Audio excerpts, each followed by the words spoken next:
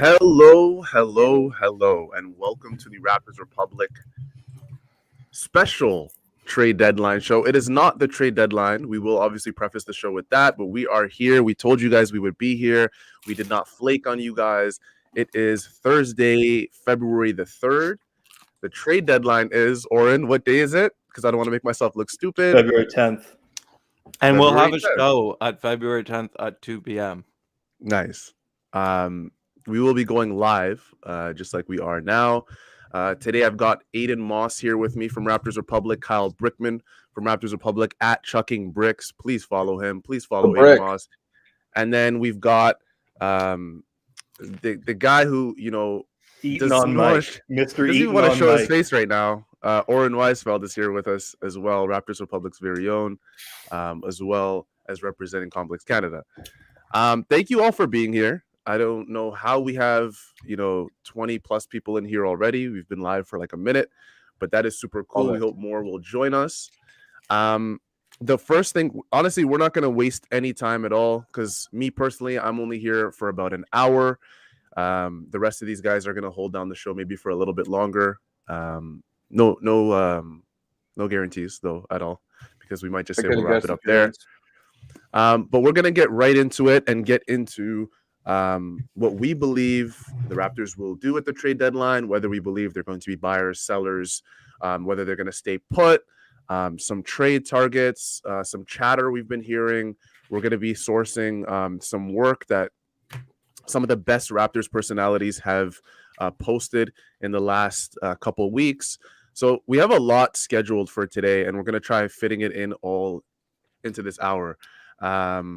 Zarar will not. I don't know if he'll be here. I personally hope he makes a little bit of a, because I know most people call him the Podfather, and he's very well liked on the wrap up. So hopefully he can make it in one point or another. Van Hoot starts it off with a bang already. Says Sahal, have you already packed Boucher's bags? We're gonna get into that in a second. And I've been doing this intro for about 2-3 minutes now, and Oren still refuses to show his face. So now I'm gonna officially call him out. So Oren, please stop scratching your Achilles. And he's eating. Oh, okay. He's trying to get his food in. He's trying to get his macros in. I apologize. I hate to be unprofessional, but I've had a long No, it's week. okay. It's okay. Do your thing. We're going to go in a roundtable for most of the questions, obviously. That's going to be the format we go in. And we're going to start it off with something that's probably on most Raptors fans' minds, which is what state of mind will Masai Ujiri, the front office, and the Toronto Raptors organization be in as they approach this trade deadline? Will they be buyers? Will they be sellers? Or will they stay put? I am going to start off the roundtable with this guy. Sorry, no one's there. That guy right over there, Adon Moss. Adon, what do you think? Buyers, sellers, or are they staying put where they are? I think everybody's going to probably answer the same, and it'll just be varied on how big of a buy it's going to be. But I'm buyer, and I'm keeper too. I'm thinking like hold on to Boucher. Let's fill the edges. Let's create a bench, and let's make a run. And I think like a lot of this is contextual. Like with Masai, obviously he's always going to try and leverage the best out of a situation. But if you look at the Eastern Conference right now, Brooklyn Nets are in trouble.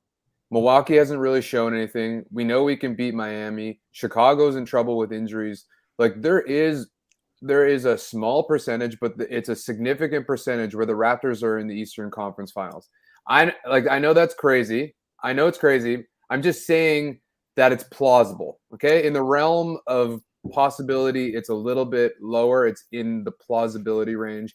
And therefore, I think we should go for it. I don't want to sell our future, but I think I want to make a pretty significant push into the postseason. That's fair. Kyle, what do you think? Buyers, sellers, or status quo? I'm on board. Buying 100%.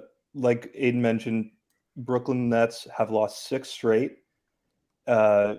There's the Heat have lost 3 straight, although I guess 2 of those losses are from the Raptors. So maybe I don't know if that's more or less encouraging.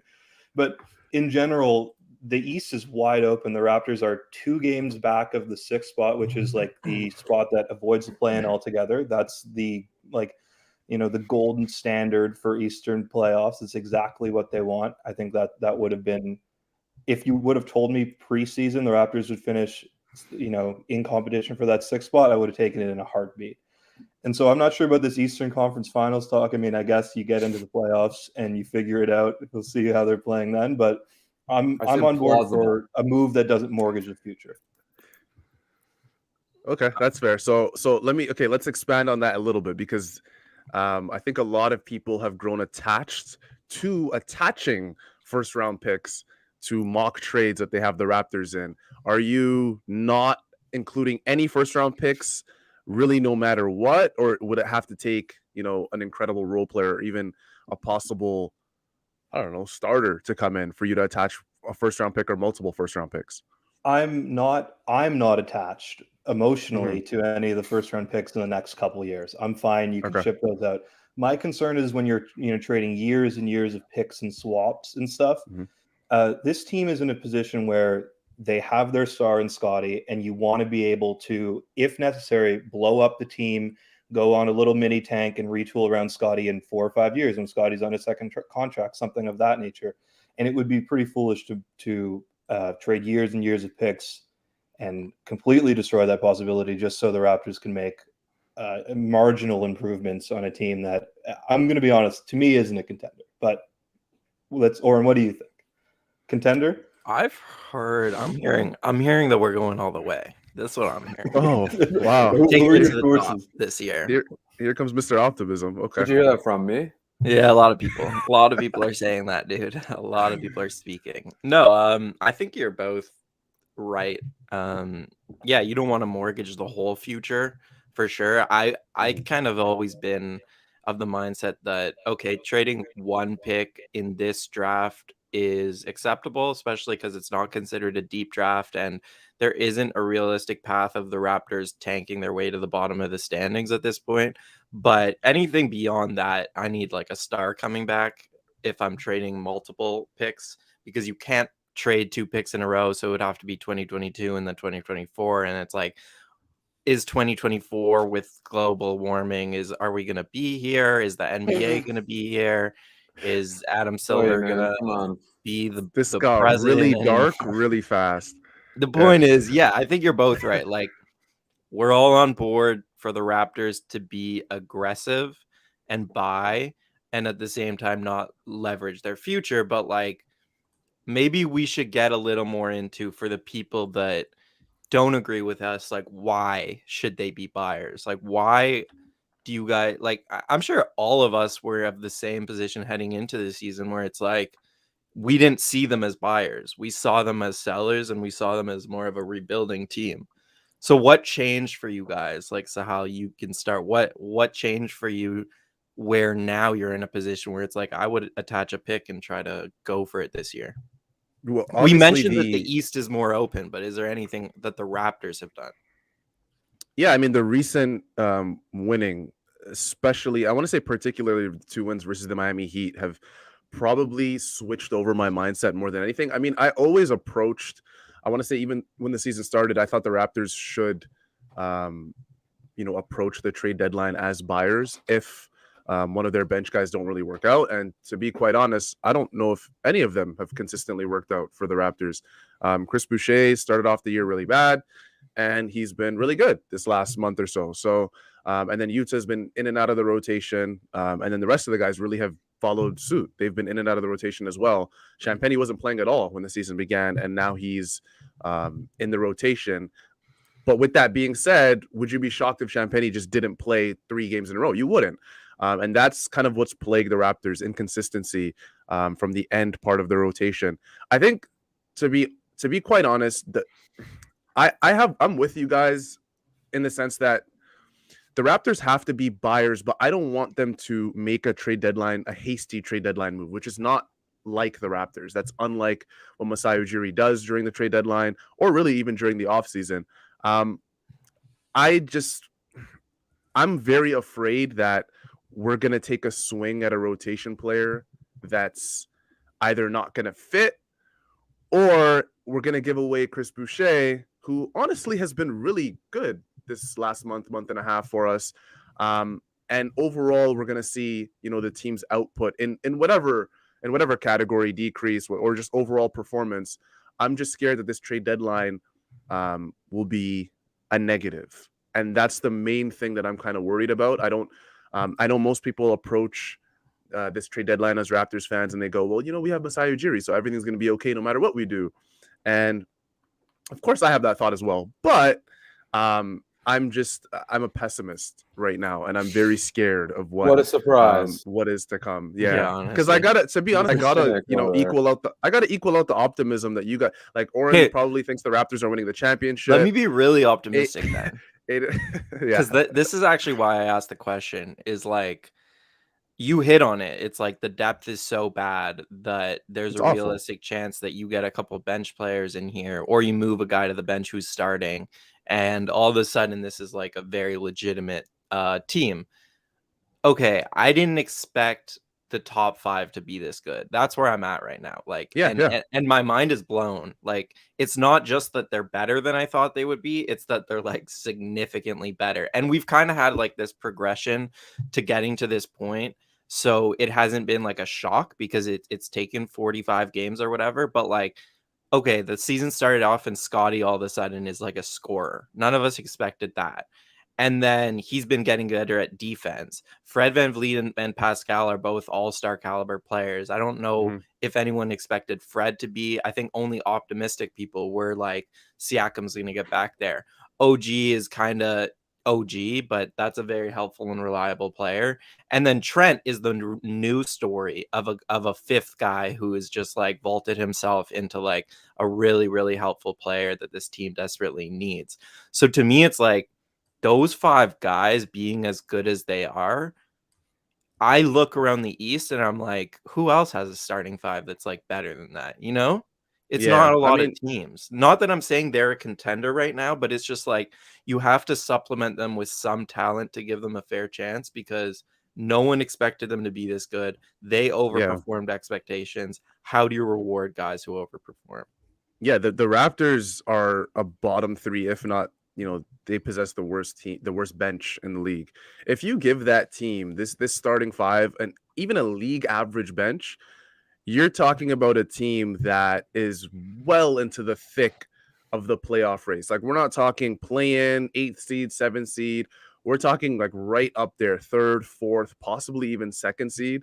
And that's with a league average bench. And I truly believe that because I think, like you said, the Raptors 5, it's very difficult to look around the league and say, I definitely take that 5 over the Raptors 5. You could probably only do that with maybe 3 to 5 teams, if that.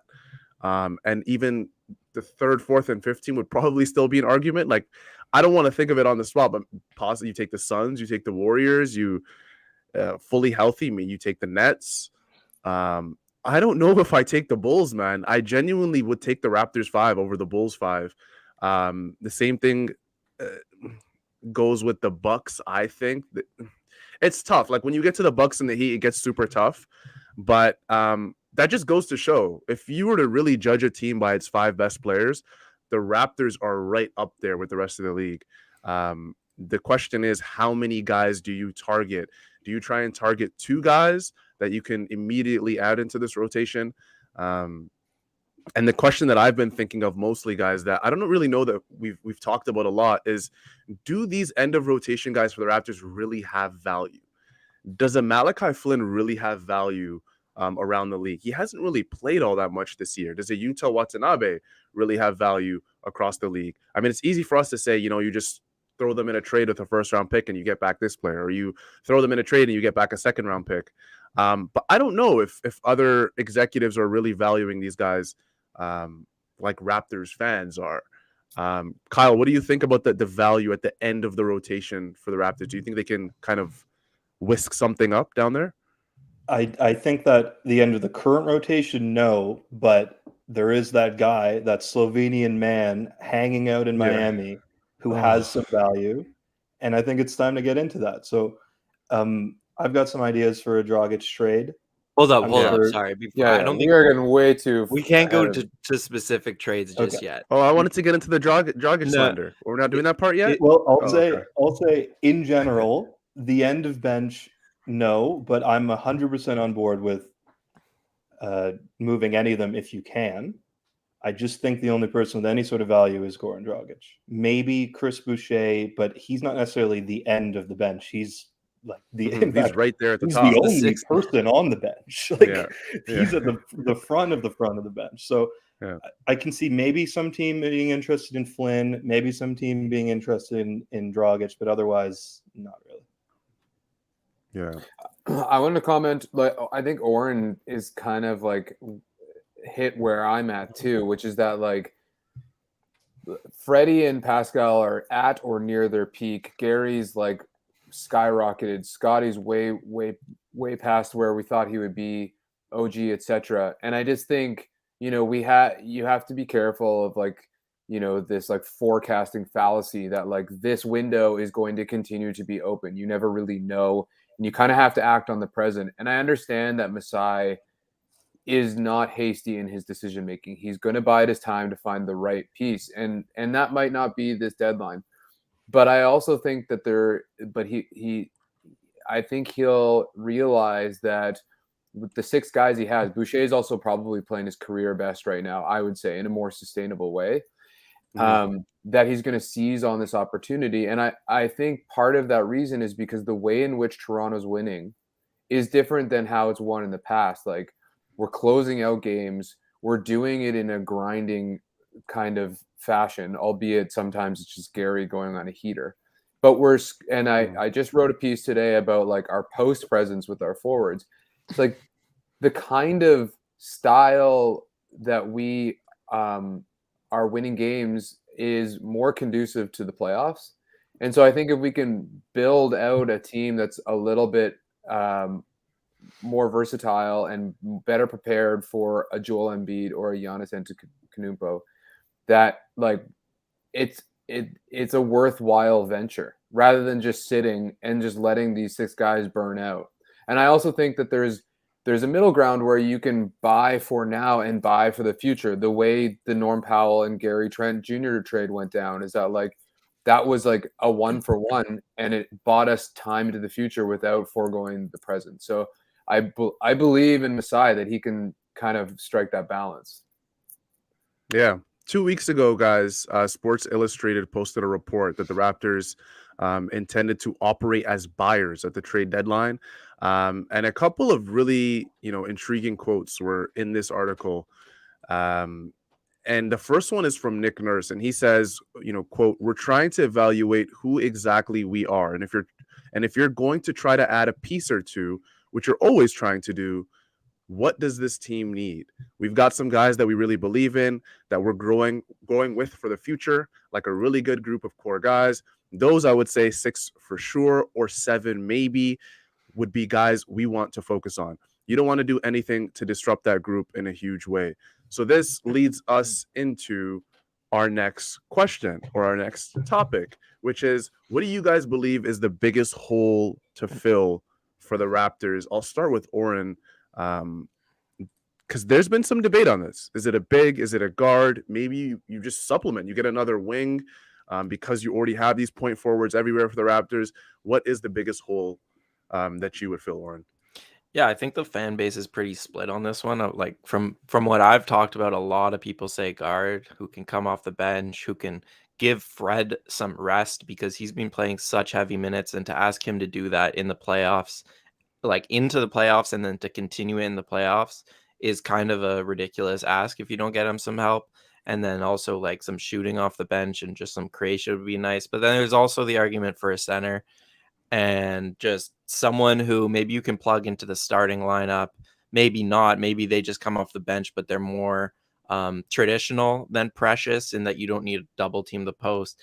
They have better hands and that they can put some pressure on the rim and open things up for you on offense. Before I say my answer, I want to like go back to what Adon was saying about the Raptors in the playoffs. I'm with him. I think a lot of what they do is way better, like ready for the playoffs than previous iterations of the Raptors. And I think one thing no one's talked about is like the defense of like the playoff whistle, I think will really help them. Like, I'm not like disillusioned to think they're going to win the championship, but I'm just saying, like, I think the physicality that this team plays with and how often they get called for these touch fouls just won't happen as much in the playoffs. So I think their defense will be way better. And then on the same note, like, I'm all for getting a guy on a 2-year contract at least, because that way you get him in. If he doesn't fit, you can always flip him next year and you still have that money next year. Whereas if you don't trade Dragic, you have no salary to trade next year unless it's one of the core 5. So I think those are a couple things to keep in mind. But okay, my answer would be a center. I've changed from the beginning of the year. I was a guard guy, and it's just become a center. And the reason is, like, Precious is still really raw. As much as I like him, I don't really trust him in the playoffs to play big minutes yet. And Kem is largely theoretical. Like, Kem Birch has barely played this season, and even when he has, he's never been close to his best self. Like last season, the Kem we saw last season, he's never been that. So anyone who thinks Kem Birch is going to come back from injury after injury after injury, jump into that starting lineup and like play his best ball by the time the playoffs roll around, I think that's a huge bet.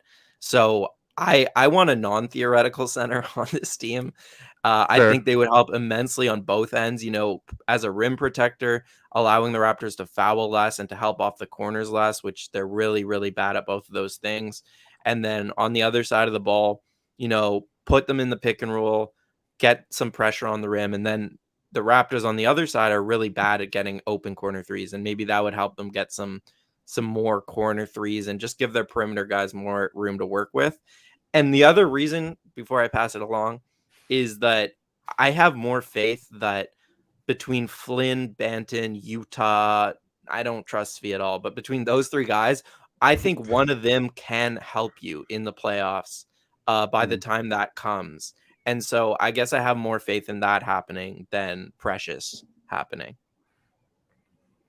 Adon, where are you with this, the holes to fill for the Raptors? Where do you stand? Are you with Oren in terms of a big, or where are you headed? In technicality, I disagree with Oren because I think acquiring a combo guard is the most important trade acquisition we can do. And I think I personally want like a garbage 3rd string big man to fill out the ranks. And I think we could do that in the bio market. Not that you know, bio guys want to come to Toronto. I know that might be like a challenge, but you know, Chris, our great producer, Chris, mentioned like how the Heat have Deadman, and that's kind of how I envision us having a big, which is that like he can come and fill those backup minutes in certain situations where we're facing a team that has a big, but it doesn't kind of fuck with our like 7-man rotation that like we have a bunch of like springy, runny guys. So I don't want to trade unless we can throw a big into a larger trade. I'm more interested in trading for a valuable younger guard if we can do it. That's going to help us now. And then afterwards, figure out the margins with finding a big body. And I have a couple ideas with that I'll share later. Where do you stand? Yeah, I'm kind of halfway in between. My thing is that the player that'll improve this team the absolute most is a big that can protect the rim and stretch the floor. But again, that's every team in the NBA. So, and there are only so many guys who can do that.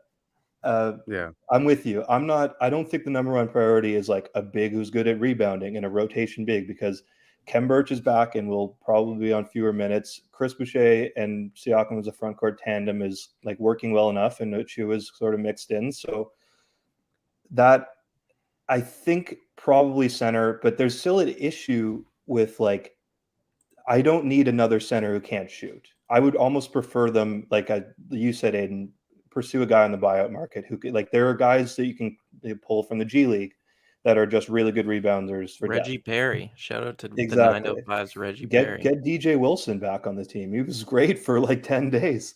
Literally. So maybe I'm leaning towards guard, but the issue is there are already so many mouths to feed in this offense. So like, is there a guard that they can target? Like, people are mentioning Karis LeVert. Where is he going to be on the shot? Like in terms of hierarchy, 7th. Yeah, exactly. So it's like you're going to give up And that's not how to a guy who's that's going not to how be Karras rolls, man. the seventh in touches and is going to be moving, expecting to be like first or second in touches. Like I don't know. That's not for me. Yeah, I'm mostly with Kyle. I think if you're gonna go for a big, it'd be nice to get a stretch big. Obviously, we're gonna get into more detail of who are some of the guys we like that have been rumored to Toronto, some that even haven't been rumored to Toronto. A combo guard, obviously, like you guys mentioned, would be nice as well.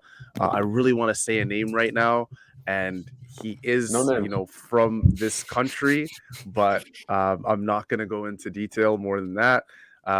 But yeah, I guess those are the two things I want the most. The only question is, guys, you get another big in there, whether it's a stretch big or a rebounding big, like a very particular Boston Celtics big that was rumored to us this week.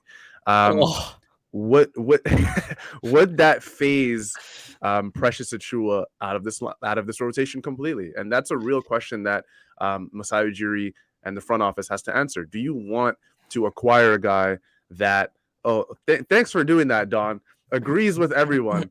Well, that's the pitfall of going last. But yeah, I just what was I saying? I think Precious. Precious Achua, does he get phased out? Do the Raptors want to do that? Does Nick Nurse want to do that? I think as much flack as Nick Nurse gives Precious Achua, I think what was it, 4 or 5 games ago, Precious got subbed out of the game, and Nick Nurse had some words for him as he was heading to the bench. I don't know, guys, if the long-term goal for Toronto is just to phase out Precious for the rest of the year. And I honestly think if the guys stay healthy, that's probably what's going to happen. Because if Kem Birch comes back, you got Kem Birch and Precious, you're probably going to go Kem Birch.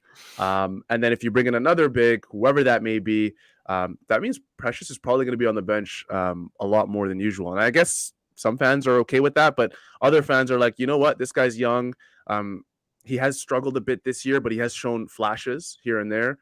Do we want to phase this guy out for the rest of the year? Oren, is that going to affect their long-term plan for Precious Achua? So I think the rebuttal to this would be the same rebuttal to like Banton getting less minutes if you bring a guard in. And that's that you're getting playoff experience and you're getting these guys to see, like, even if they're not playing big minutes, which I'll get back to that, even if they're not, they're still part of these film sessions breaking down how are we adjusting to these opponents on a game to game. They're playing the opponents in practices. I think playoff reps are a really underrated part of a young person's development. Like, I don't think Precious getting 5 fewer minutes a game is necessarily going to hurt his development if he's getting those playoff reps. And the other thing is, like, to me, it's okay if Precious gets pushed out of this rotation a little bit this year, because like next season is a new season and all that. And also, like, I don't really think that Kem would be ahead of Precious. Like, this season, there's been nothing to prove to me that Kem has been a better center on the whole. Yeah, I mean, he needs to get back first. Like, Right. we haven't seen him all year. But okay, I want to kind of go back to like a fundamental disagreement that maybe we're having, because like it sounds like you guys are all in the like realm of keep the long 6'9" guys who can run and kind of amalgamate a center lineup. That's our best bet. Like, do you guys not feel like this team still needs a traditional like starting caliber center to like do anything in the playoffs? Do you think that the style they're currently playing like is good enough? Or because I think they need more looks. To me, they have one look right now, and it's good, and it's getting better each and every game, but it's still one look, and it only works against some teams. So that's kind of why I'm on the center side too. I think they need another fundamentally different look. My issue with that is like, I don't value whatever the traditional big, the alternative look that you're saying. I don't value that more than I value maintaining the spacing on offense. The spacing is already really ugly. I'm like waiting. I've been waiting for like the perfect screenshot to post on Twitter with like 5 Raptors in the paint. Like it happens at least once or twice a game where there's like 5 Raptors clogging the paint, and that's only getting worse with the traditional big. I know it's a different look, but I can't afford, like, I don't think they can afford another non-shooter in the rotation. Yeah. This was a good question here from Tom, and he says, do we want to phase him, being Precious Achua, out? My question is, do we want to win? And I think that's a really good question, because would you sacrifice some wins? Would you sacrifice some wins potentially in the playoffs for taking a guy that the Raptors truly believe in and trying to develop him? This is the question that most teams in this purgatory range of the NBA, I call this the Orlando Magic range of like the 7th to 10th seed, where I don't think the Raptors are stuck there, but this is the range that they're in right now. And it's a very good question. Do you want to develop your guys? Is it mutually exclusive? Can you develop your guys while doing that? Oren, I don't know. See, you said Precious is going to get, 5, 6, 7 less minutes, but he's still going to be I'm assuming you said he's still going to be part of that rotation. I don't know, because, and I'm going to bring up a name here, and we're not going to expand on it, I promise.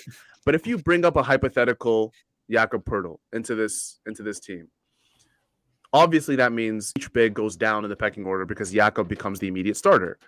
Now, when Khem Birch gets healthy, and to be quite honest, when Khem Birch is fully healthy, I would rather have him playing than Precious Achiuwa. I think that's a very easy, answer for me. But does Precious still get minutes in the rotation with those two healthy? And I think by the end of the year, my assumption is that Khem Birch is going to be healthy. My assumption is that Khem Birch is going to get back to that playing performance that we're used to from last season, if not very close. I guess if he doesn't get there, then it's very easy. You just kind of split him and Precious's minutes, and they're both end of the rotation guys. But it's difficult. It's a really difficult question. I know it's very easy for people to just go, you know what, bench Precious. I don't really care. We're trying to go for wins. It is what it is. Like, I don't think it's that simple, honestly, and I don't think that's how the Raptors are viewing the entire situation. You're right. That's why this is such a hard call, because Masai made it very clear that this is a young team, that there's going to be growing pains, that they want to build up the youth. And so now, to be buyers, like, we're hitting on the exact problem, is that you're like inherently going to have less guys developing with less minutes on the floor. But to me, like, we're kind of talking around things because we don't actually know which package we're talking about. So it's really hard to explain. But to me, in general, I'm okay benching a guy like Precious or a guy like Banton the rest of the season. Because I feel like I said, the top 5 has been so good that I think you give them a chance to win. And in the offseason, you solve the jumble of centers you now have. Like, say there was Poeltl. That's too many good centers. Then in the offseason, I would say, okay, you trade a guy like Khem for a non-center, and you get a third center who's not making $7 million. And Precious becomes your backup center next season, because Precious, Banton, Flynn, these guys, and I like them, but they've never done anything in the league to deserve playoff reps. You know what I mean? Like, you have as much as I'd love in this league. As much as I'd love to be like, you know what, let's give Banton some playoff reps, it's going to be it's very easy for us to say that. But at the end of the day, if Nick Nurse and these Raptors get to the playoffs, they're trying to win a series. And all those guys I just mentioned are, by the way, very easy to scheme out offensively. Yeah. Like, a defense can take away what they do very easily. Definitely. I think it's worth, like, Oren, what you said I thought was so salient, which is like, it's not NBA 2K. It's not like you get 60 minutes a game and it's +2 development over a season. It's like they're still in the room watching film. They're still hanging out with NBA vets on the plane, in the locker room. Like, all that kind of stuff is development. It doesn't, not just like you have to play X minutes a game. I know game reps are important, but like. The other part about, like, and Tom here puts it well, is that, like, what Masai's doing with, like, the youth movement is the same thing, I think, what he's doing with, like, player personnel strategy, which is that, like, they purposely didn't go after a big center. They could have signed Richaun Holmes if they wanted to, right? Like, they probably could have traded for Turner last year because he was, like Indiana was trying to get rid of him. Like, I think there has been opportunity to do this in the past, and Toronto's chosen to go a different direction. Part of that is because they want to just build on their youth. And part of that, I think, is because they think this is a legit philosophical approach, which is that, like, we don't want a traditional center. And the traditional centers that we could acquire want to have the ball in the post, and we don't want a big guy in the post, offensively, because we want to use Scotty or Pascal or OG in the post. And so, like, I think I don't know what Masai is thinking, but like based on what their transactional history, I don't think that they want to acquire a volume minutes traditional big.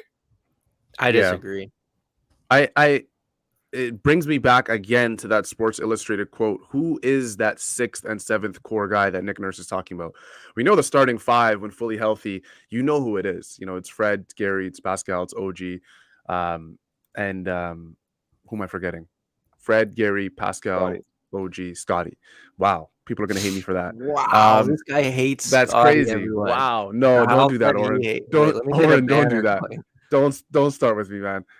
So you have those 5 core guys. Who are number 6 and number 7? Because this is why I said this quote is super intriguing, because Nick Nurse said this 2 weeks ago. And again, this is from Sports Illustrated's Aaron Rose. And who are those 6 and 7 core guys that Nick Nurse is talking about? If it's Precious, which it very well could be, because Precious has been up there in minutes this season, then maybe the Raptors just try and get that guard, and maybe they feel like risking Precious's minutes isn't a thing that the Raptors should do. So let's close it off on there. Can I just say on that point about, like, I think me and Samson talked about this when he was on the show. Like, I'm not sure I believe the idea that Masai doesn't want a traditional big. Like, people, yes, he passed on Rashawn Holmes, but maybe he really likes Precious Achua. It's not necessarily mutually He's not a traditional exclusive. Big. Precious? Yeah. I know, but I'm saying maybe these things aren't mutually exclusive. Maybe he would have liked to get Rashawn in, but he couldn't do both. It was either cap space or the sign and trade route. And also, like, Evan Mobley was heavily rumored to go to Toronto. They were trying to trade up for him. He's a 7-foot center rim protector. Not traditional. I gotta stop you there. And yeah, I mean, we got to talk about what type of centers we want, because there is a difference, I guess, in certain ways. But like, just because you say traditional, Jakob Poeltl, Rashawn Holmes, these guys still space the floor for you in a different way. The Precious isn't really doing right now because he's not putting enough pressure on the rim. And I think, like, Rashawn has his push shot, so he can kind of pick and pop out to the elbow areas. And then Poeltl is just a really good rolling big who creates a lot of separation on screens and stuff like that. I don't know. Like, I am not convinced that they're all in on this idea of small ball, but I think it's definitely something they're trying to like have in their back pocket, and they want it to be one of their things, but I'm not convinced it's the only thing. Because let's get into yeah, Oren can go for hours. I'm done. Look at it's such an interesting, like, philosophical argument. Like, that's the nice thing about having a GM who's at the forefront of like personnel management and a coach who likes to like experiment. Like that's a cool thing. So it's a good problem to have. Yeah. Let's get into the segment that most people, I think, were waiting for, and that is where we talk about some trade ideas and some of the most rumored Raptors to move at the trade deadline, some of the most rumored players around the league that have been linked to Toronto, either by the fans themselves and in their dreams, or by credible reporters. I'm gonna pass this off to Adon really quickly, because I think he has some really, really good trade ideas for specific players, and I think there's one player particularly that he wants to mention that hasn't been a Raptor, that's probably been more of a Miami Heat player than he's been a Raptor this season, seeing as he's not coming to Raptors games and he's going to Miami Heat games. But Adon, what do you think about Goran Dragic, his situation, and some possible trade ideas? Adon, do you want to do the explainer first to the salary cap, or Kyle? I can do it. Kyle, go for it. So just in general, before we get into specific trades, it's worth noting the Raptors are currently about $18,000 below the salary cap. This is, or the tax level, I should say. This is Blake Murphy, former RR, currently of Sportsnet.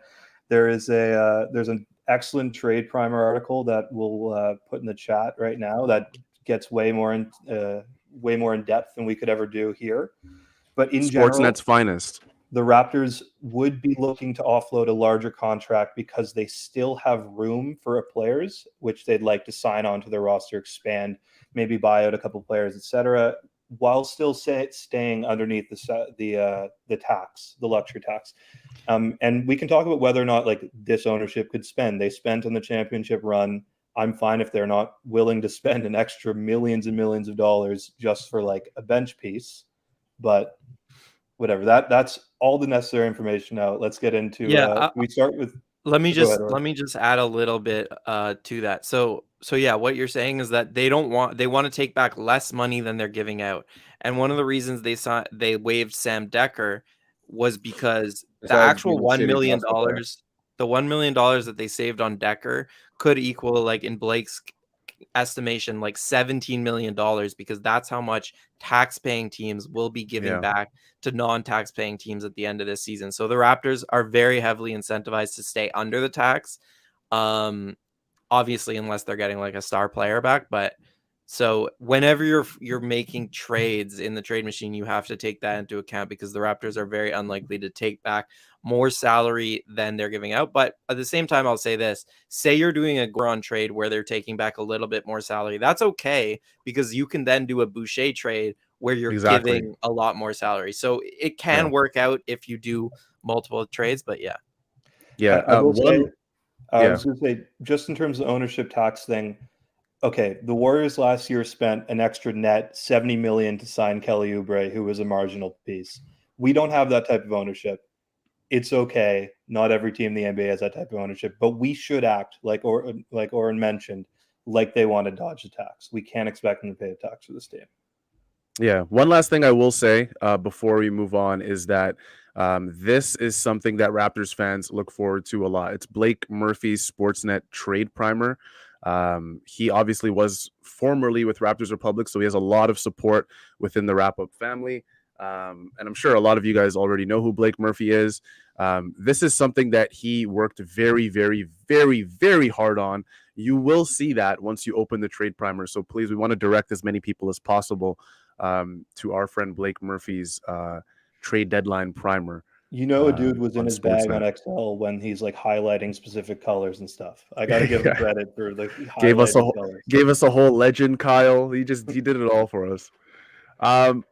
Now that we've given you guys the entire preface of all the money and all the boring stuff, sorry, not to call Blake stuff boring, but we're going to quickly get into some trade ideas. And I know I was going to forward this off to Adon until Kyle took all of his spotlight. But Adon, now you have the spotlight. Who do you think the Raptors would move? Give us all of your ideas when it comes to Goran Dragic. Oh, we got a trade. All right, numero uno. So I'll say, like, I'll preface my ideas with I tried to stay under the tax, because how can you turn down $18 million? Like, that's pretty juicy.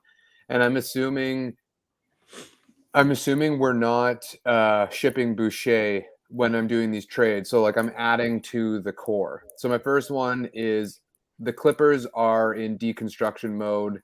Marcus Morris Sr. is a goddamn bucket. You can throw him out there with any lineup and he's going to score for you in a number of ways. He can play defense when he sets his mind to it. Like, he's one of those burly, low center of gravity forwards. Throw in Hartenstein as a backup center. He's actually played. I like him a lot. Quite well for the Clippers. That's the traditional center everybody's clamoring for. You stay under the tax bracket. You have Morris for a couple more years. I still think he's tradable if we want to turn him. I know, like, he's a very controversial guy, but that puts it so lightly, Aiden, because I was going to say the entire Raptors fan base hates the Morris brothers. G-Man's immediately on top of it. So nice. that's one. But there are a myriad of Clipper players that you could kind of poach, like, I don't know, Kennard, if you want like that scoring guard off the bench. And he also has a lot of playoff experience. There's something to be said. Like, he willed the Clippers to that Utah series in that Utah series last year with Paul George. So that's numero uno. Next, we got another team that's kind of probably going to be selling. Derek White's got, I think, 4 years, which is quite a lot. It's probably beyond our window, but he gives you he's a backup playmaking combo guard. He's a great defender. Popovich swears by him. And so I think like he allows you to take the pressure off Freddie and Gary at times, and he can pair with either of those guys. Like he plays alongside DeJounte Murray, who isn't a shooter. So I think that pairing can work well. Keita Bates Diop is like quintessential Masai guy, like Swiss Army knife 6'8" dude. So like, why not? Let's just throw him in. And again, this is like we're selling our first round pick. So I mean, that's kind of rich, but you kind of got, if you want to make a push, that's kind of the trade I would do. I will quickly say my 2K NBA 2K22 my career players on the San Antonio Spurs, and Derek White doesn't miss many open shots. So I just want to quickly throw that in there for any of the NBA 2K fans out there. So I don't watch a lot of them, analytics. I like that, an analytic I just wanted to quickly, because that's the only connection I have with Derek White at all. Oren, you got any thoughts? Well, yeah, this is nice. Yeah. Do we want to start on this one or the last one? Do you want me to run through all three and then you can choose? Yeah, let's do that. Let's do that. Okay. Or do you want to do your third one? Go one at a time. I think we should go one at a time, and whoever has strong feelings talk about it, but we don't all need to talk about Does it. anybody have Marcus Morris feelings? I don't want that. I'm out on trade it. I'm not interested in. Okay. Same. The money is a lot, and he's just not the exact player that I really want coming off the bench right now. Okay, no problem. Yeah. I like this one more. I'll say that. I would definitely do this as a Raptor. I would do this in a heartbeat. I don't think the Spurs are interested in this. Dragic is an expiring piece. I get that the 2023 first is worthwhile, but Derek White is good. And I don't think they're looking to move him. He might be able to get more. Yeah, I think, they have a lot of guards, so I could see them maybe wanting to get off this long-term money and give some of their other. Josh Primo's coming up. They got to get him. Yeah, Alabama, like 45 guards. So I don't think it's like that out of the question. And I think White is just nice because he can shoot the three. He can definitely fit into the defensive system. And, he's coming off the bench. And 2 years from now, if you want to flip 2 years, 30 mil, you could probably get some value for that, So I like the contracts that you're getting, that if you want to then flip for a pick in the future, you can do that. Yeah. This one, 3-teamer. This guy went in. Oh my goodness, you went crazy. This one's a little complex. Didn't go in and just tear his ACL? I don't think we're actually. Oh yeah. I don't actually think we're getting anything. This is kind of like if no one wants Goran and we're just trying to get something out of his contract. We take Joe Ingles, who's done for the year. So it's just basically like the Jazz are dumping him and he expires, so whatever. And then we get a couple of small bench pieces and maybe like a second or something thrown in return. But the Jazz losing Ingles, they need a backup point guard now. If anything, this helps the Jazz more than it helps us. But I was trying to play around with that one. If they're not getting back like a second round pick, they could just buy out Dragic. Yeah, but I think Jerome can give you like some backup guard minutes. He's kind of like a but dude, if you're giving away one player and you're getting three back, so that means you're cutting two players on the Raptors, or one, I guess, because they have 14 men. You know what I mean? You're also cutting it. You're also cutting a guy. Yeah, doing a trade like this. Yeah, fair enough. This trade, I don't like this. Okay. I'm looking at all 9 players, and it's just. Oh my God, Dwight! Here's the blockbuster. Dwight's getting waived right away. Dwight can't come to Toronto. I can't allow that. But we need our backup traditional center. There's D12 right there for you. No. We get Eric Gordon, who is the backup combo guard we need, and then the rest of the trade is just the Lakers and Rockets figuring out their thing. Over under how many games before Fred VanVleet and Dwight Howard get into an altercation? 0.5. When he arrives in the locker room. It's not a fit culturally, but okay. No, I do like Eric Gordon. I like the foundation of the trade, because this is actually a trade that has been rumored. The only team apparently that would be interested in Russell Westbrook would hilariously be the Rockets, who just recently had Russell Westbrook. And that would obviously mean John Wall would be sent to the Lakers. And more likely than not, if this trade were to happen, they would need a third team. It's just Dwight Howard in Raptors red would look so funny. I don't know how I feel about that. I was a huge Dwight Howard fan when he was on Orlando. And he does fill the need of having that traditional big. I just don't know if Dwight Howard comes to Toronto and says, I want to be on this team. Dude, I don't know, again, if his personality fits. Yeah, but this is about Gordon. It's mainly about Gordon, which I'm okay with. The Raptors franchise is now in the echelon in which they can take some toxic dude and squeeze the toxicity out of them by virtue of Not like their a 33-year-old coolness and Masai leadership and all that. And you get the best out of Dwight Howard, Randy Moss style, and you go to the Eastern Conference Finals. I think a better question is, what are you guys willing to give up for Eric Gordon? Like, would you guys give up? I would definitely do this. Goran and Svi and Malachi. That's yeah. But would you guys give more? Would you guys give a lottery protected pick this year for Eric Gordon? No. Too old? Too old. I also just think that I think he's still really good, man. Yeah, I think he's still really good. My issue is that he's going to go. There are teams that value him more than the Raptors will. Yeah, I agree. I think that's the problem. Yeah. And also, G-Man, Eric Gordon's a good three-point shooter and can create for himself. He's way better than Karis LeVert. No, he's really good. I'm an Eric Gordon fan. My problem is that I don't think the Raptors have the assets. I agree. That's why this three-way is like THT going to Houston, blah, blah, blah. But yeah, I agree. I think that's it for me with the Goran trades. Wow. Oh, no, this is the same one. I got excited. I said Marcus Morris again. Oh, we got another one. Okay, I wanted to talk about Nurkic, so I'm happy. Okay, so nice. This is assuming we want a playmaking big. We get the shooting out of Malcolmore, but like, why are all these three teamers? I feel like these could be pretty simple two teamers. I find the contracts are difficult because Goran's 19, so it's like, right. Oh, and I'm also trying to stay under the tax as well. Yeah. Okay. So that's part of it. I'm just gonna take the Raptors' perspective into it, you know. And Minnesota needs a backup playing guard, so there goes Normie. And I think it's like a pretty balanced trade. So this one I'm all the way out on. I've heard a lot of Nurkic talk recently, and I do not like Nurkic as a Raptor. I would not give up a pick for Nurkic.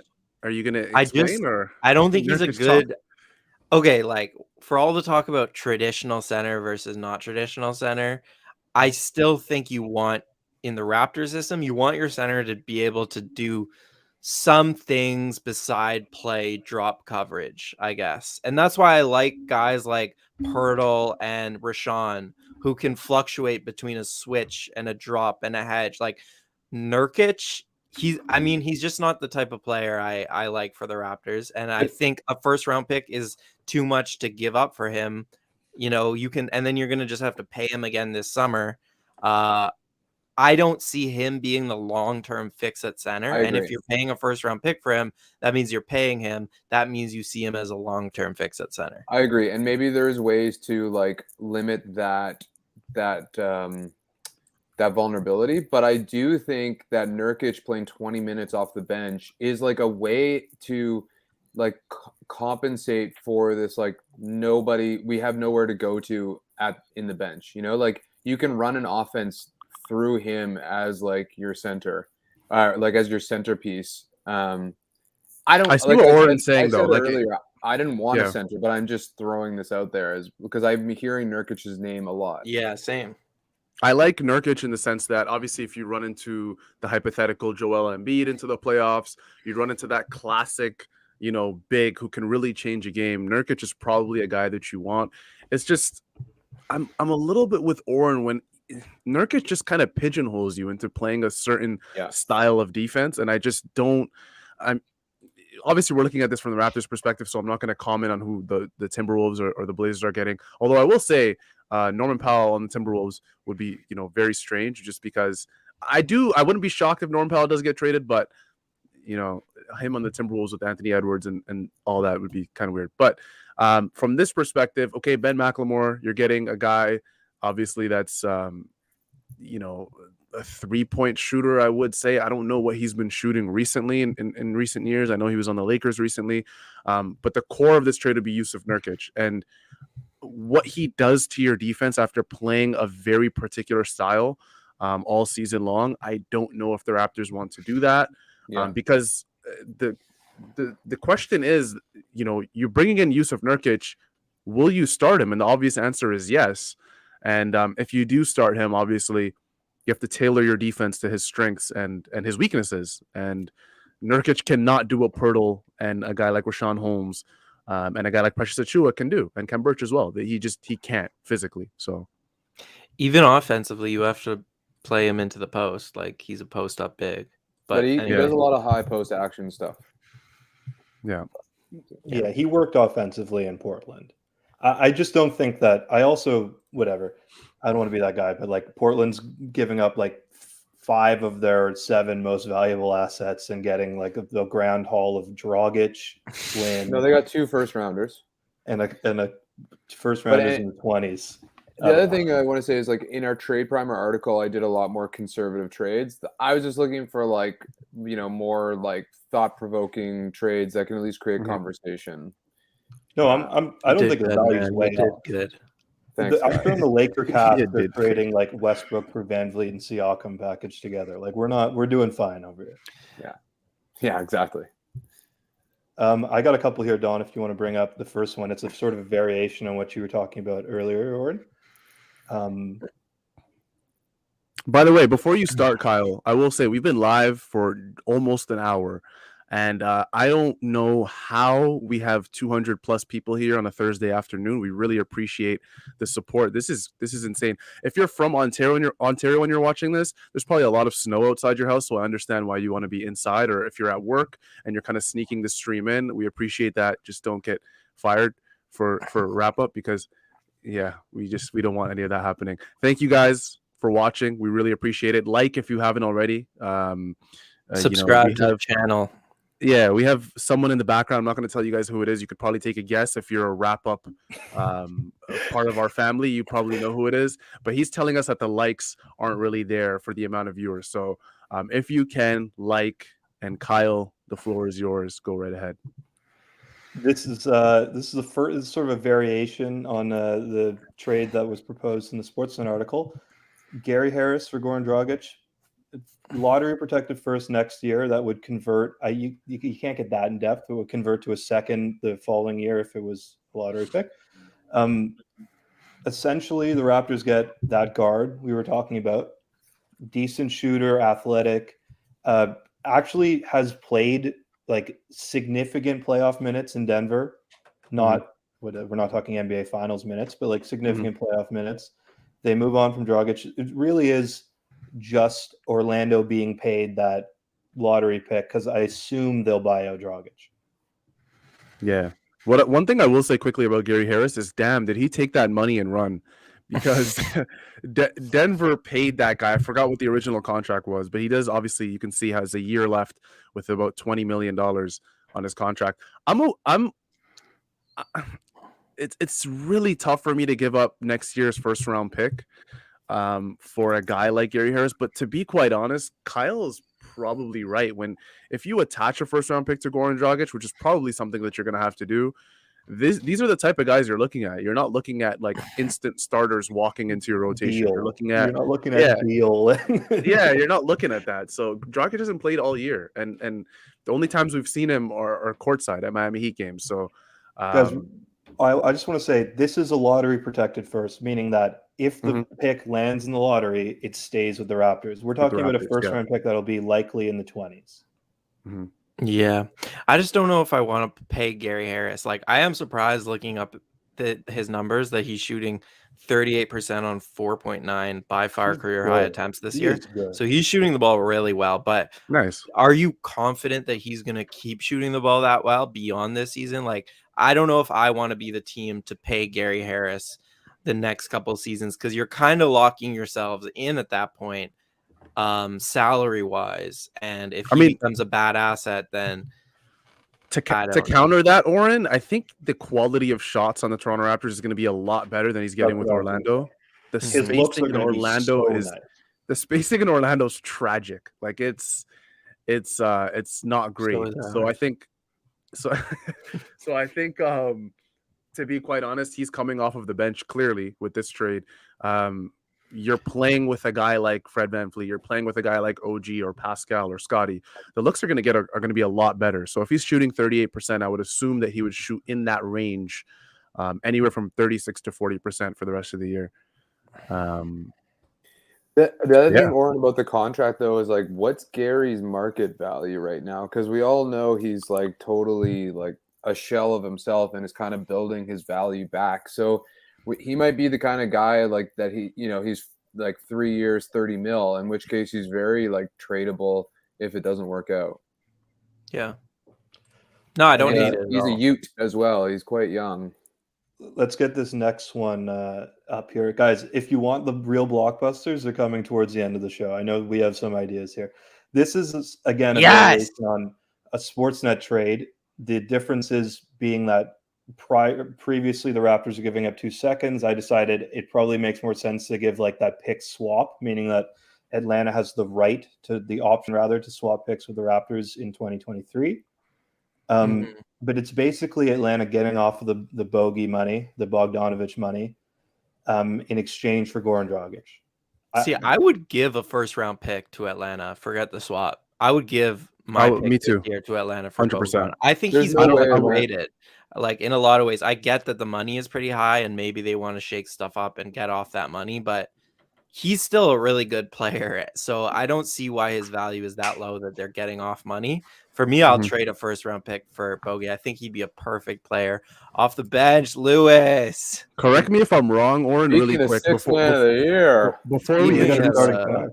before we introduce Louis Zatzman, I want to say, is this the first time we've ever had 5 people live on Wrap Up? I think it is. It's a Raptors 5. We're like the Raptors. We have 5 good players. We come to bat every single day. But after that, it's don't turn to the 7th or 8th guy. Yeah, we don't have it. We want to quickly welcome Louis Zatzman, who is the managing editor at Raptors Republic. He's done a lot of good work, obviously, for Raptors Republic 538. Follow Louis Zatzman if you don't. His work is incredible. We want to welcome him to the show. And Louis, really quickly, give us your thoughts. I know we're throwing you right into the mix of things, but give us your thoughts, because we're throwing up all the hypothetical trades. Do you think this is plausible, both from the Raptors side, and would the Hawks even consider something like this? Yeah, I mean, I'm not sure if the Hawks would consider it. It's always hard to say what other teams want, like really nuanced ways. Also, thanks for the intro. Love it, by the way. Thanks, man. But I think, like, at the start of the year, I was thinking Svi and Yuta, if you could just combine them into... My dog really doesn't like this. You said Svi and he just got angry. Yeah, he's a fucking guy. Svi and Yuta were like obviously competing for minutes. Now neither of them have minutes, but Svi's ability to attack a rotation, the idea was to rise up and hit a shot versus Yuta's defense and passing. If you could just combine them, they'd be in the rotation. That's more or less what Bogdan is. Like, he's not quite the defender Yuta is, but he's shooting 5.5% from 3 this year, and it's a down year for him. Like, he would get minutes with Toronto. He would sizably impact those bench rotation minutes. So yeah, I'm all in on that. I don't think Atlanta is doing that, and I don't think they're doing it with the team that's above them in the conference, like at this moment. You know, like I think you have to give them more, and I don't. Yeah. What if we trade Fred's all-star spot to? Oh, nice! I like that. See, his starting spot to Trey. I like that. No, Trey's, his starting spot next year to Trey. Yeah, I will say, just like with the Raptors money situation, it's worth noting that they're basically capped out next year anyway. So it's like, oh, they're going to take on long-term money. Yeah. Who cares? Who are they going to sign? It doesn't make a difference. Yeah. That's why I'm all in for them getting a guy on a two-year deal, ideally, but 2, 3, 4-year deal. If up to that, like, that's why I even like those deals more than a guy like Gary Harris, because you're going to re-sign Gary Harris, and then that becomes hard to trade and on. Whereas if I get a guy on a 2-year deal, he doesn't fit into the system very well, next trade deadline, you now have a salary that you can flip again. So if they don't do something like that, then they basically have no salaries to trade next trade deadline or in the offseason, because other than the big five, who we know are like big five. Guys, Trade deadline is their free agency. Yeah. Can Yeah, I and ask that's you a why. question because sorry to interrupt, Oren, but the chat is hot to trot on Karis LeVert. So I feel like we need to address this because it's like we're having two different trade talks right now, and I think we need to share our expertise on LeVert. So what are we saying? A first round pick and salary for LeVert? Yeah, like Let's just Goran. pretend it's on the screen. Goran a first and Flynn for LeVert. He's probably going to get more than that, but like whatever. I was going to say, two first. Ignoring that would never happen because they'll get a bigger haul for LeVert. So let's say hypothetically. No, 2 firsts is ridiculous. No one's going to say yes to that. Oh, I thought you said Goran and a first. Yeah, I did. But then I'm like, well, whatever it takes to get him. I guess. I don't know. It'll take more than Goran and a first. I don't know. I think like he's a good player. He's a contributor, and there are teams that can offer more than the Raptors. I think that's probably why we're not touching it. It's because the price is high. Like we're some cheapos here. We're talking about Bogdan and Gary Harris. Like it's too rich for my blood. I don't know. That's my input. Yeah. Also, what's LeVert offering the team that's not already a skill someone will have on the floor for 48 minutes? I think what the chat's saying is that he's the sixth man spark plug that kind of leads the charge offensively, but I don't really think our team operates that way, and he's not a very efficient scorer either. I don't think he's a great fit, but I think he does provide something that no one on the bench currently provides, which is that he's a real downhill threat. He puts a lot of pressure on the rim. He's not a great shooter, which is obviously why I don't really want him on this team, because I think really the biggest need right now is like some shooting off that bench, and he doesn't really give you enough of that. But I do think he's a very reliable ball handler, someone you can put the ball in his hand and say, okay, when our stars are resting, you can, put some pressure on the rim, make simple reads to corner shooters, and I think he can definitely help them score, and he's not a slouch on the defensive end. So I don't hate the idea of Karis LeVert. I just think I agree that the price is probably more than I'd be willing to pay. Can I just say, like, we ought to mention he's not just not a good shooter. He's shooting 33% from three. He's a bad shooter. Like, he would fit right in, man. At the rim. He's really good from like 6 feet out. That short mid range. That's when like the only place he's plus. But that's also where Scotty and Pascal and like the Raptors have a lot of guys who are good in the short mid range. And the idea of a bench mob where you're resting 4 stars, that's just not how the Raptors play basketball. Like one of Pascal or Scotty or Gary or OG or Fred is going to be 2 of them are going to be on the floor at all times. And so is Karis going to take the ball out of their hands? Is that good for Toronto? I don't think so. Not worth a first-round pick. Good.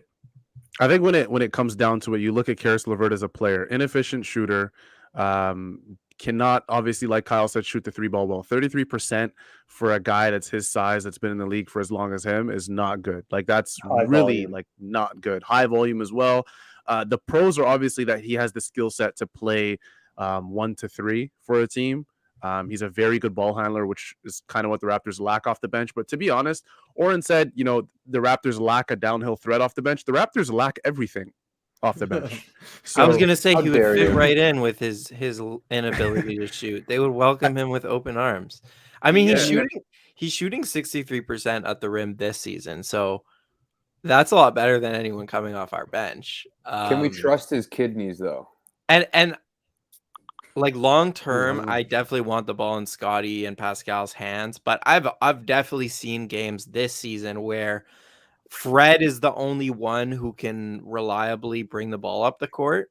Lewis, I know you've seen this too, and then they get into some trouble when defenses really put a lot of pressure in them. And so I do like the idea of having one more ball handler who can be relied upon in those situations, but his inability to shoot would make him kind of hard to play with those groups at the same time. Just go get DJ Augustine then. Like if that's all you want, like there's a lot of reliable dribblers out there. Go get Lorenzo Brown. Like that guy wasn't turning the ball Nice. over. Now we're talking. Like Karis LeVert. Look, Karis LeVert's a really good player. It's not like I'm hating on him as a guy. I don't think he adds as much to the Raptors. I think everything you say is true, Oren. They have one point guard. A lot of their guys can be turned over in the backcourt if you try to make him a point guard, and that's hard. But that's not what Karis LeVert is for.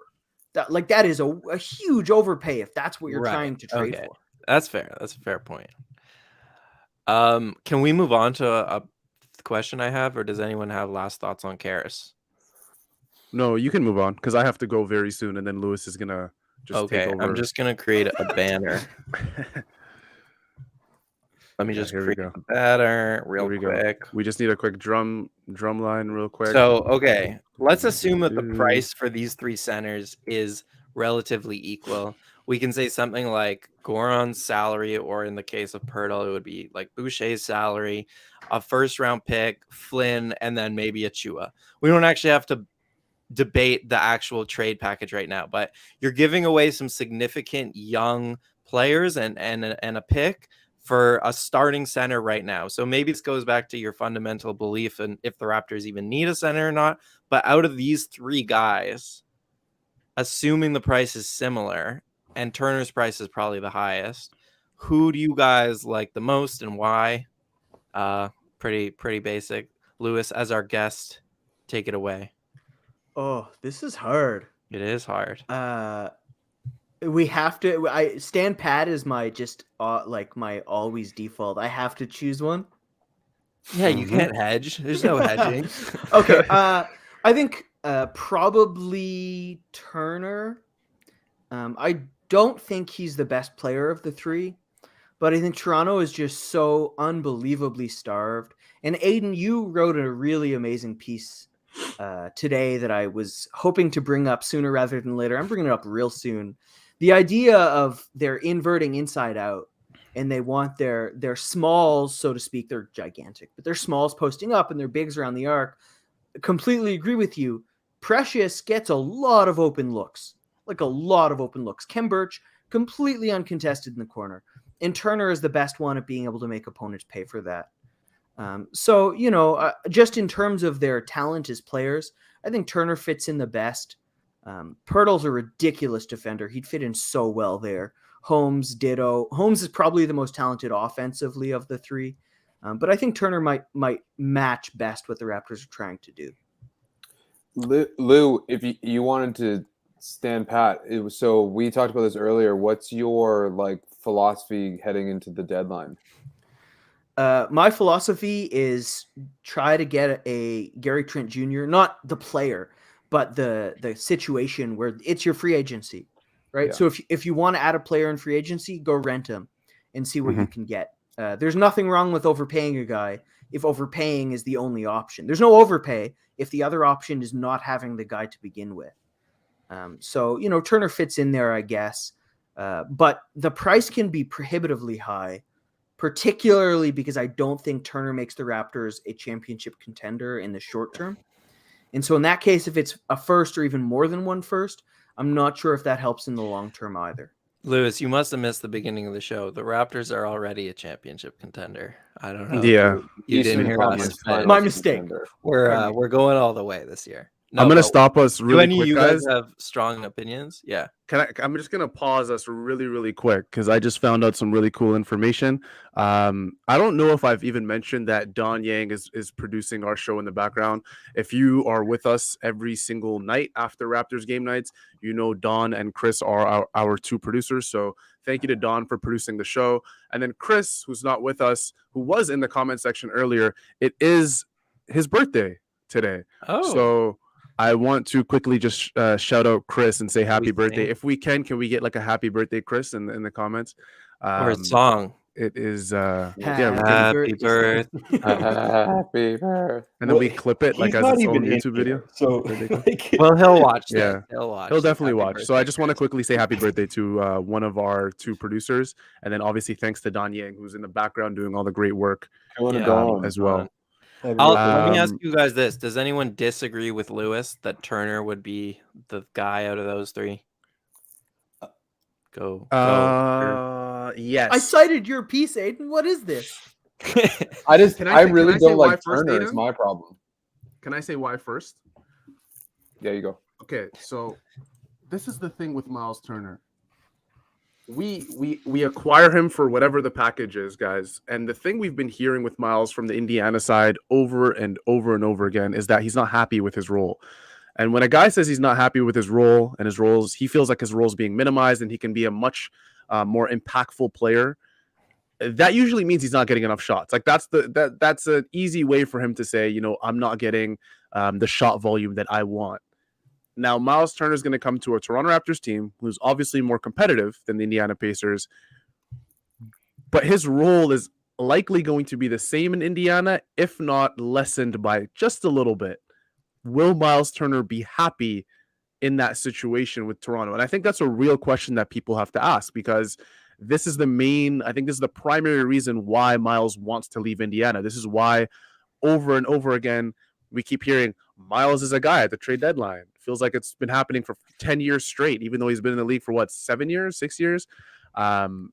It's something to really think about. Is Miles' role, and I don't think with the guys we have now that his role is going to expand into this thing where he'll be super happy at the end of the year. And people will say, winning will change things and winning makes people accept lesser roles, but I don't know. I feel like every NBA player has a little bit of ego to them, and which isn't a bad thing, obviously. And I think every NBA player believes that they can do more than they're asked to do.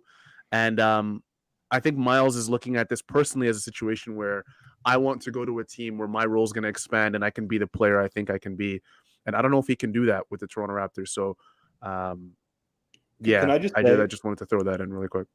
I don't know if the volume will be a problem. Like we were saying earlier, think about how many open corner threes Precious would have if he took them. Think about the Chris Boucher minutes that like Boucher, Siakam, OG, Trent, Van Vliet lineup. Like just replace Boucher with Turner there. All those open threes. Like, but where is he, Kyle, in the pecking order? Where would you put Miles Turner in the pecking order? I don't think he'll care. He's going to be knocking down open corner threes and like running and high fiving Nick Nurse on his way back down the floor. Like I don't think it's like he doesn't need low post touches. He's going to be getting a lot of open shots.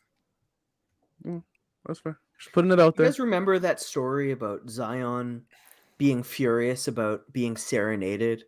Like his GM played the piano for him. Who's the first player going to come to Toronto? Nick Nurse is going to play him a song on the guitar. He's going to be like, what is that? Could be Turner. He might hear Nick Nurse playing a song for him and be like, I need out of this city immediately. Yeah, but then Masai will just put an arm around him and be like, listen, we win here. This is what we do. And he'll be like, here. He's like, I'm in. I'm with Sahal. I don't think Turner is going to buy into what we want. Like based on Lou, what you're saying, like I agree. That's exactly the kind of big we would want. And they run an offense around Sabonis and Turner's in the corner. And like I think actually said it. Something similar is going to would happen with Toronto. And I don't know that we want Turner doing any back to the basket stuff anyway. So that's why I would go. What's that? I would say this though, like Nick Nurse let Precious Achiuwa bring the ball up the court in Summer League for the first 20 games of the season. Like Nurse lets guys have the freedom until they're so bad that he's just like, all right, sorry, I tried, but like we're done. So I feel like Turner would get a lot more opportunity than he got in Indiana. Maybe not in the playoffs or this season, but like in general, Nurse gives his players a lot of freedom. So I think if he really can do these things that he thinks he can do in terms of he thinks he can be more than a spot up shooter and a rim runner, then I think he'll get those opportunities in Toronto. It's just a matter of whether he'll actually succeed doing them. But yeah, I don't buy into reporting like too hard when you hear like a guy come out and say that. Like he's clearly not happy in Indiana. And I think that if he found a place where he was happy, even if he was technically the fifth option in the starting unit, I don't think that's enough of a reason not to get him. Yo, are we sure he'd start? Yes. I think it is worth mentioning, though, they ran Nate Bjorkgren out of town there in Indiana. And, I didn't even think about that. So they did not like Nate at all. They ran him right back to Toronto. They ran him right back to Toronto. So and now they're worse for it. How's their relationship? I couldn't imagine it's very good.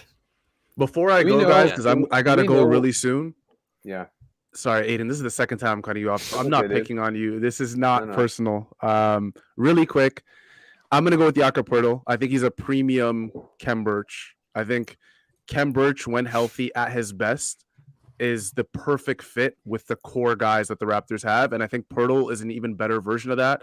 Much better rim protector, much better screen setter, rim, very good rim runner. I think Poeltl is a guy that the Raptors should probably target. I don't know if San Antonio is willing to get rid of a guy like that because he is still relatively, young in NBA age. He's not obviously not 22, 23, but I believe he's in his mid to late 20s. So I'm going to go with Jakob Poeltl, but I do like the two other options, especially Turner, but only with the caveat that he buys in. And I'm kind of iffy on it. I don't know. So that's going to be the last thing I say. Guys, if you're watching this, I appreciate you. I really have to go. I said I would be gone at 3:50 p.m. Eastern time. So yeah, I actually initially said 3:30, but I love this a lot. So bye, guys. Bye. Good to have you. You did. Take care. Anyone have any last thoughts on the center stuff? I think if no one's going to talk about Holmes, it's worth You're a mentioning. bot. I was going to say the same Get thing. It's Samson worth on here. mentioning that like Holmes is kind of a nice medium between those two players. Like, I mean, he's the best of the just Yeah. as purely like talented players. I think he's like a fair amount better than either of those other two Really? centers. Oh yeah, But I think defensively- defensively he's like maybe a shade worse than Poeltl, nothing significant. And offensively, I think he's just miles better. Yeah, I think he's the best offensive player for You sure. disagree with that so much? And I I think see it in your eyes. I think he would fit in when we talk about like spacing. He provides a level of spacing that's not Turner level of spacing, but his push shot would be immensely valuable in this offense. Like, Yeah, remember we when would I have said so many opportunities. Remember when I said Karas's floaters aren't wanted here? You know whose floaters we do want? Yeah, that's a longer floater. He can I also will actually say- catch alley-oops and put them in the hoop, which is something Oh, yeah. more than any of our bigs can do. Plus, and Pirtle's not really that kind of guy either. But Look at that field goal percentage.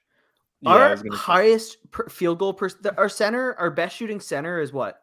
Kem Birch at like 48% or something. I'm totally guessing. Like Yeah. having a center who makes everything changes the game. They Raptors also- fans may not remember that because the last time we had a center who made everything was like Lucas Nogueira. It is really good. Yeah. There's And also a guy on King's Twitter who's convinced that Rashawn Holmes can shoot the three because he shot well on low volume and in Philadelphia. He shot kind of well in college. So like, and he's on very low volume in Sacramento. Like that could be a huge find, just like picking up Rashawn Holmes and have him being a 3-point shooter. I mean, it's not impossible. the one thing Yeah. I'll ask though is that like a lot of why people want a center for Toronto is on the defensive end, right? Like as a counter to some of the other bigs. And it's like we've seen that Turner can't do that. I don't know what Holmes can do, but we do know that Poeltl is capable of doing that. And so to me, that's why Poeltl kind of wins out for me, is that like at the very least defensively, we can depend on him at all three levels. I mean, the Raptors are going to double Embiid. Like they have such crazy because it's only Embiid. He's the only player Yeah. that matters. Well, for. Jokic in the finals, but And Vooch, I guess Vooch. But And like Giannis, the Raptors have but such it's wild different. doubling schemes that I don't think it really matters who the primary is. Like the most Right. important defender on Giannis and Embiid during the finals run was like maybe Marc Gasol, but like maybe equally Kawhi Leonard Yeah. because he was just so good at poaching the weak side. Like Yeah. it's just it's much more complex than just Poeltl can guard him. yeah, that's Although fair. I agree with you that he is significantly the best option against Embiid. yeah, like Also- he'll take the most away in terms of like Embiid, where Embiid's getting the ball in the post, and he'll give guys an extra 2 seconds to kind of get over there compared to maybe like, you know, some of the other options we're talking about. But yeah, Gotcha. no one's guarding Embiid 1-on-1. Same We with got to Giannis. talk about spacing though. Like, is that not an issue already? I don't think Poeltl can survive. Like, he's going to get basically played off the floor because they can't space the floor. I mean, he's like the best offensive rebounder in the league. And every miss is a Kobe assist when Pirtle's on your team. Fair. And also, like, Precious is not getting played off the floor, and he's going in there with Banton. They have that one group right now. It's Banton, Barnes, Siakam, Precious, Boucher, or something. What's the net rating of that group? It's up and down. They haven't been scored on yet.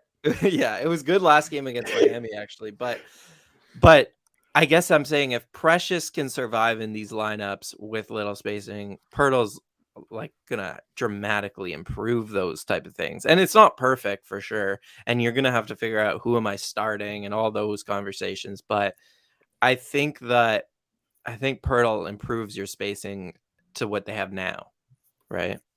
Should we be including Bamba? Talk about Bamba. Yeah, Right, he was he's a flyer I like. When you talk about like, actually, I want to get to flyers after. So I'm just gonna leave you guys with this before we get to it. Like right now, just start to think about like who's a young player who I'd like to take a flyer on if I'm the Raptors. Okay. But before we get to that, we have a couple more fake trades here. This one was mentioned in the Sportsnet article that Blake put out today. So it's Reggie Bullock and Dwight Powell for Goron and Chris Boucher. Pretty straight up. Boo, boo. I mean, you get 2 rotation players for 1 rotation player. Yeah, I would do it. They're so thin. Like, sure. But yeah, but I don't know that Bullock is that big. Like he's so one-dimensional offensively, and Powell I don't think gives you that much more than what Precious is already giving you. No, I think this is a good segue into like whether or not the Raptors should be even looking to move Chris Boucher because he's their only reliable bench piece. He's one of the only reliable floor spacers now that his shooting's picked up a little bit. He's actually improving on the defensive end. Like I get that he was really poor to start the year. Maybe he's a streaky player. Maybe this is just a hot streak and he'll go back to his usual Chris Boucher ways to end the year. But like I'm not in favor of moving Boucher unless it's for one of the aforementioned bigs like the Pirtles or the Rashawn Holmes or the et cetera Turners of the world, because like he's the only valuable piece off the bench. as much as it pains me to say this as a member of the Long Boy gang and a Slim Jim subscriber, I would trade Chris Boucher. And the reason is like it's not about how he's playing right now. It's just about I don't see them re-signing him. And if you're a team in the position that the Raptors are in, you have to you can't let another guy walk for nothing, I guess. And I just don't think they would re-sign him considering kind of what they need in terms of a center down the line and all the power forwards they already have. I know like they want to play this way, but are you going to commit another 20 million or whatever into Chris Boucher? I wouldn't personally. I don't see the Raptors front office doing it. And so if I can get, this package, it's nothing special. But if you can get anything that kind of fits your long-term outlook a little bit better, I would do it. And this one I like because, okay, Dwight Powell's not like a significant upgrade, but you can flip him next season. That's an $11 million salary that could become really useful next trade deadline or in the offseason. And then Reggie's just a shooter, and God knows we need it. I mean, you want an $11 million salary, you can just sign Lorenzo Brown. Like, I will only talk about Lorenzo Brown today. Where is he right now? Lorenzo Brown is hearing this like, I'll take it. He's in the room. He's in the room with he's like but I think my point is I disagree with the conception of you can't let another guy walk. I mean, sure, it's bad to have stars walk. Like having Kawhi Leonard walk was a bad thing for the franchise. I don't think Marc Gasol or Serge Ibaka, in hindsight, were saving that Tampa season. And so a star walks versus trading him so a non-star walks versus trading him for Dwight Powell. Is the future of your franchise conceivably altered? And my point is, if what you're doing it for is a trade chip, you're kicking the mid-range salary down the road from 1 year to 2, you can sign anyone for that mid-range salary. It doesn't matter. And so I don't think Chris Boucher not being re-signed is a reason to trade him. and he's playing really well. He's doing stuff that the Raptors don't really have anywhere else on the rotation. So at the same time, Dwight Powell's a very good player. He does the same smart things on defense that Boucher has been doing recently. So I agree with you, but for reasons that ultimately disagree, I think. I was so on board of trading Boucher, and then the pendulum swung fully in the other direction, and now I don't know what to do. But because I do think he has a lot of value for a playoff contending team. Like if he does what he's been doing for us for like a top Western Conference team, that's so valuable. And so I think we could really extract a lot for him and do an analogous kind of Norm Powell trade where another team signs or trades for Boucher intending to sign him for 2 additional years, and we get a younger guy that's like that kind of does the same thing for a longer period of time. Makes a lot of sense to me. Milk Boucher, one way to phrase it. But at the same time, like because I want to go to the Eastern Conference Finals, I'm kind of like, fuck it, let's just take him and roll with it and see what happens. Maybe we can do a sign and trade in the off season. I just want to add, like, we're talking about, we don't want to like take on we don't want to pay Boucher, but like in this trade, we're taking on other salary. What difference does it make? We're taking on other years. Like Boucher, I guess what I was years saying, and years down the road, but next year, like next summer, there's practically no difference between paying Boucher or absorbing these guys. No, but what I was saying is that, Dwight Powell, there's your third center. I think it's something the roster's missed this season. And then Reggie Bullock, plays a completely different position. So I'm saying more so like the overlap with those two players is significantly less so than what I see Boucher's overlap being next season when Scotty's doing more and on. I do like getting a 1 for 2. That makes a lot of sense to me. It's also for me, I think I've watched too much Chris Boucher to trust him in the playoffs. Like, you guys maybe disagree with that, but like, if we're being honest, he doesn't have a track record in the playoffs, right? This would be his first rotational big like minutes in the playoff situation, and I've never seen it. And I admit that he's really thriving in the role that he's in right now, but if you could get some real value for him, I would. And this is not like my ideal Boucher trade package. I actually think he has the value of like a protected first round pick. And if you can get that, I would rather get that. But I'm just saying, like, generally speaking, I wouldn't be too like strict about holding on to him for those reasons. Yeah, maybe it's the value that's the problem for me, because I think actually both of these guys, like, this isn't maximizing the value of either of these guys. But we can move on. Yeah. Well, okay. Do we have another trade you want to put on? Oh, here. Oh, yeah. I like this one Absolutely too, actually. This is a good one to talk about as well. Kelly Olynyk and Corey Joseph for Goran and Malachi Flynn. I wonder, I'm going to look up if Kelly, is his contract fully guaranteed? Anyone know? I'll look it up. He has at least 1 more year, doesn't he? Well, it says 3 years there, but I wonder if there's an option. This is like if Goran can't get you anything, which based on the rumors suggests he can. I don't really want these guys. But it's better than nothing. It's better than buying out Goran. I do agree with that. I mean, is it though? Because if you buy out Goran, you get under the luxury tax bill if he gives something back, which means you can finally sign that 15th roster spot. So I don't hate buying out Goran. No, but I think in this situation, oh no, the Raptors are taking on money. Wait, who's taking on money here? No, yeah, the Pistons would be taking on money. So the Raptors, I think they would be ducking under it enough to sign that 15th player. Yeah. Olynyk's interesting. I mean, like he brings more offensively. He makes quicker decisions. I think he might play 10, 15 minutes a game for Toronto. It's nice to have 4 centers and have none of them start. That's just a fun, interesting rotation choice. We're the anti-Cleveland Cavaliers.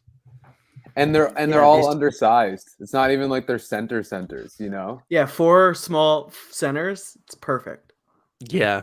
No, I think I agree with this comment. I feel like it's a little bit of a risky contract. It's fully guaranteed. So, you know, he was hurt all of this year. It's a little risky. There's definitely some risk involved for 3 years. But yeah, not the sexiest trade. I'm definitely all the way out on Corey Joseph, but I think Olynyk could help this team. Can I just say it just falls into the category of like just get all Canadians. Like it's what you do in NBA 2K if you like want to do like a different type of franchise. Like I'm not in on this at all. I couldn't be more out, honestly. Okay, I want to go to that's enough fake trades for now, but why don't we talk about the question I asked you guys before, which is Lewis kind of said it. This is their free agency, right, for the Raptors. So if you have an opportunity to get a guy like Gary Trent in the situation where they flipped an older Norman Powell for a young player in Gary Trent who they saw some upside in and they re-signed and it's worked out really well, about as well as you could have hoped it would. Are there any guys like that who are on maybe the younger side, maybe haven't worked out so well on the current team that they're on that you would like the Raptors to take a flyer on, maybe using the Boucher or the Goran contract to get? If anyone, yeah, go for it, Adon. I have 3. Okay. One I put in my trade article and I started here, which was Jalen Smith for Boucher. Kind of like a same kind of prototype. I think he's a little bit slower foot speed, but and he's a UFA, which makes it a little bit more difficult. But I think he can only get paid so much. But so just kind of an interesting guy to explore, and really analogous to the Norman Gary kind of thing. Get younger, same prototype. So I like that one, and Phoenix could really use Boucher. The other one is some kind of package with Utah and Boucher for Moses Moody. I think Kuminga's playing really well, and Moody's kind of going to be like a project. And I think Utah and Boucher boost the Warriors bench nicely and really fit into what they're doing. We might have to give up a pick, but I feel like that could be a little steal. And then my last one is Jalen Noel from Minnesota. Another like kind of combo guard. He doesn't shoot very well, which is a problem, but I like his game, and I think Minnesota also wants to make a run for the playoffs, so we could send guys to kind of fill the ranks of their bench. Those are good ideas. Yeah. Yeah, I like I'm Smith. all in on the Smith. Like I think he's incredible young talent, and they're not going to pay him. Like that's like an arbitrage situation in which like the Suns aren't willing to pay him at all, and this is the type of situation that smart franchises take advantage of because he's going to be cheap. Yeah, I like that he can play the 4 and the 5. Like that's immediately intriguing at his age. I thought he was exclusively a 5 coming out, but he shot the 3. Like he's shooting the 3 pretty well. He has some decent foot speed. I like him for sure, and he's the perfect like Raptor. Let's be honest. Totally. A guy similar to Smith also is Zeke Naji with Denver, like same kind of idea, a 4-5 kind of combo guy who has like some potential. Naji doesn't wear glasses though. We got to give credit to the one of the few guys in the NBA who's willing to wear glasses. That's true. I think that's interesting though, because I think Boucher is the type of player that the Suns could maybe be interested in, and even the Warriors. Well, the Warriors taking Boucher back would be accepting that they like screwed up his development. Right. Teams, I might just be like totally making this up, but just it seems like teams try not to trade for players that they had and then gave up and then got good after. Like people want the Raptors to get O'Shea Brissett back, and I would love that. Brissett's my guy. He's super like wonderful human being, but I just don't think the Raptors would do that. But Lewis, I just thought of the perfect trade though. O'Shea Brissett? No, you do Boucher for the glove. The kit. Yeah, another guy. The mitten. The mitten. The kit. Right? That would just be the perfect. Both teams messed up. Everybody goes home happy. The Raptors are trying to monopolize small centers, so like it's time to get the smallest center in the league. Bruce Brown. Yeah, I thought the same thing with O'Shea Brissett. I'm like, I really want O'Shea back, but we can't. That ship has sailed. Yeah.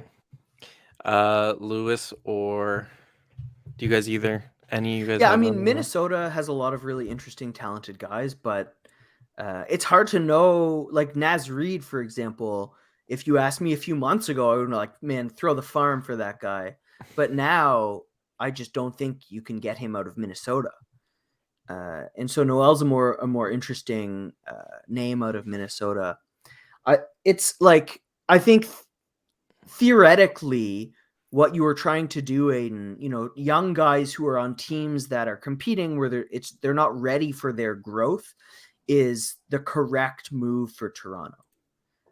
And Boucher is he's going to be someone's Bobby Portis. That's just like his future. Yeah, I 100% agree. Mm-hmm. Which is a good thing. Yeah, I need to think more. Come back to me. First of all, I like that you said Bobby Portis, like he's like like a grandfather Bobby. Portis. I love Bobby P. By the way, the Moody trade. I think the price. I don't think it's there. You're talking about like admitting you screwed up. Like they just drafted him. They had the option to trade him for kind of package him for a win now piece. Like I don't see the Warriors moving on from Moody just for Chris Boucher. It's going to take a lot. It's going to take a pick and a decent pick. Yeah. Okay. I'll do my guy if no one else has one. And my guy is this guy. Get all the Canadians is where I'm at. So I'm biased. I'll say that right off the bat. I'm biased because what Nikhil did for Team Canada was really impressive to me. And it has not translated to the NBA this season. But that's a situation where this kid's had 3 coaches, I think, in like as many years. He's played with Zion and then no Zion and then Zion. And then like the team is changing every year fundamentally. He has not had an easy adjustment to the NBA. And like this season has not been the breakout that a lot of people expected. And the 3-point shot has kind of come back down to earth. But as a developmental project who could even give you some minutes right now off the bench, I think he's like the perfect kind of guy who also, I think, gives you something that the Raptors don't, again, have very much of off the bench, which is he's a really crafty player who can get to the rim. And he's had he's had differing degrees of success doing that for a number of reasons. But I think the potential is really, it's pretty high. He's like 23 years old. And I just think like once in a while he'll bust out a dribble package and let's get by his man and just like crafty finish at the rim. And you're just like, more of that, please. And I like him. Thoughts? I think he's go ahead, Lou.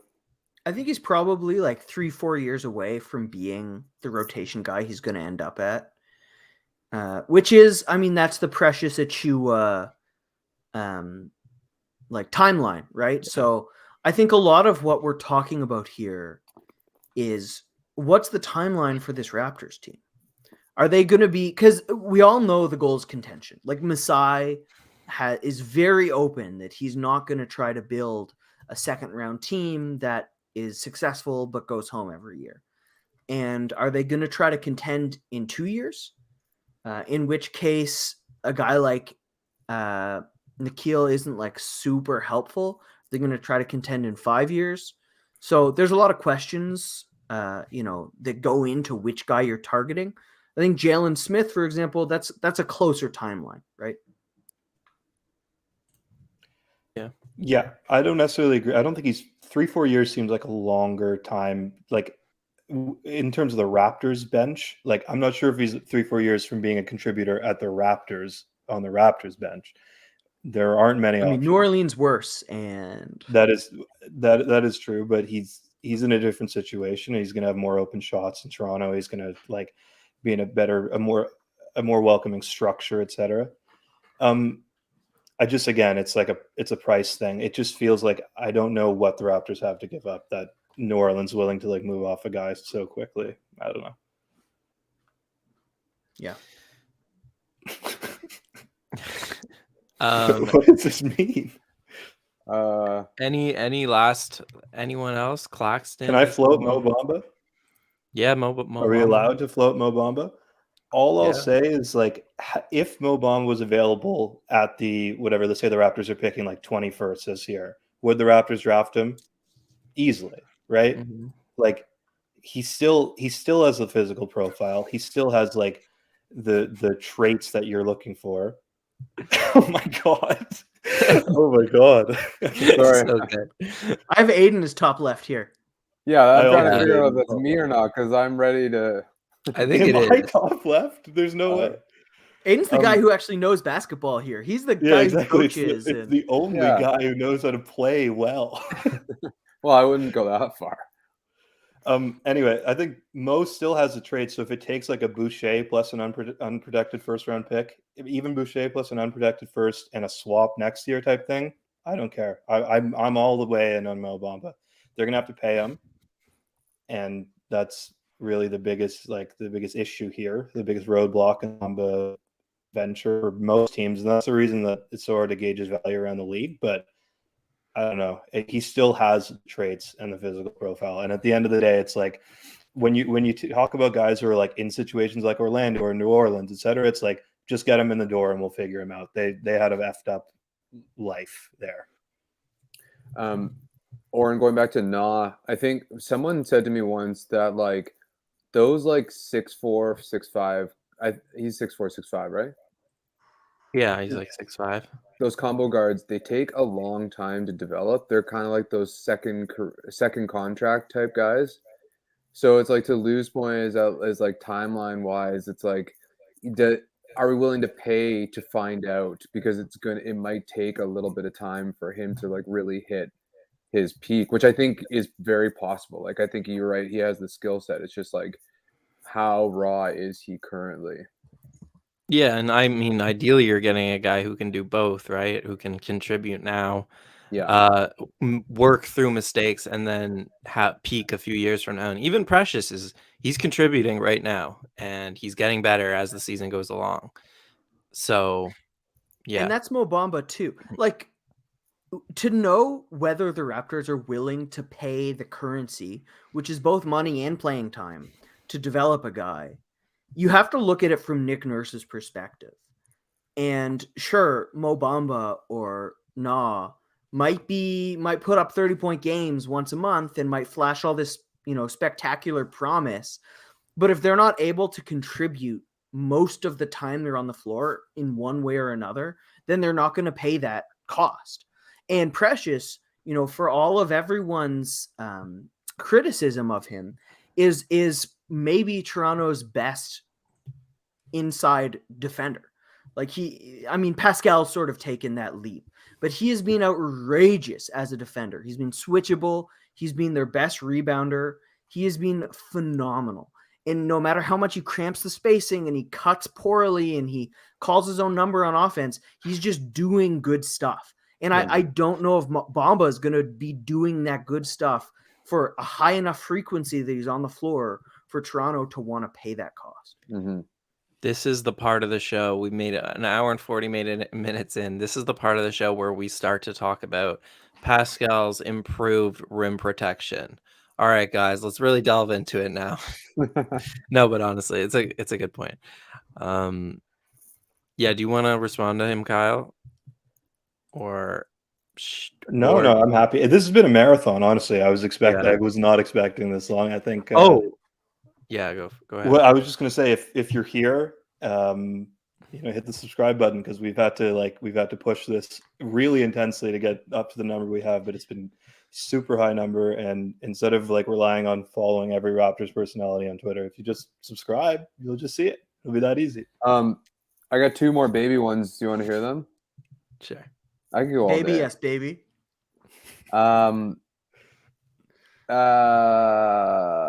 Goga Badatse? Meh. Okay. Yeah, it doesn't move the needle for me. I like it. And Najee Marshall and Willie Hernan Gomez. You give up Svi, Bonga, Flynn in a second. Speed Bonga Flynn in a second. I'm kind of in on that. Just like off the dome, I like Hernan Gomez. I think he has a lot to offer, and he's never really been in the right situation. And I have so much faith in this Raptors team to like put guys in a situation, especially bigs, in a situation where they can thrive. So I don't know. I'm on board.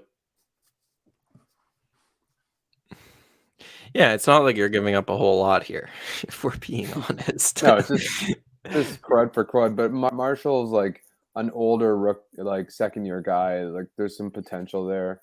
Gomez gives you that like third string center that people have been wanting. Right. It's not exciting. This is second hour 2 stuff. Does anyone have any blockbusters? Any real crazy trades? I guess we can answer some trades in the comments if you guys want to give us like, your earth-shattering, paradigm-shifting Raptors trades. Kyle, I know you got one. I do have one. We can talk Beal. I know this is going to be. It's kind of like we've spent an hour and 50 minutes talking about like pretty reasonable stuff, but is this something you'd be on board for? It's a couple firsts, completely unprotected, and this is that 2025 first is actually supposed to be a swap, as you can see. So that's not an accurate graphic, but the 2025 first, which is a swap, is actually kind of crucial because that's the year Beal's contract would be up. That would be the year that potentially the Raptors could fall deep into the the lottery mix. It'd be ending of the Pascal and Fred contracts are like coming towards their natural end. So I'm just interested, like if this was offered to you right now, you're Messiah, do you accept this? Can we change OG for Gary Trent Jr.? No, I'm not allowing it. Yeah, I wouldn't take that. Yeah, you would or wouldn't? I don't think I would. I wouldn't either. You got to pay Beal. That's the big thing.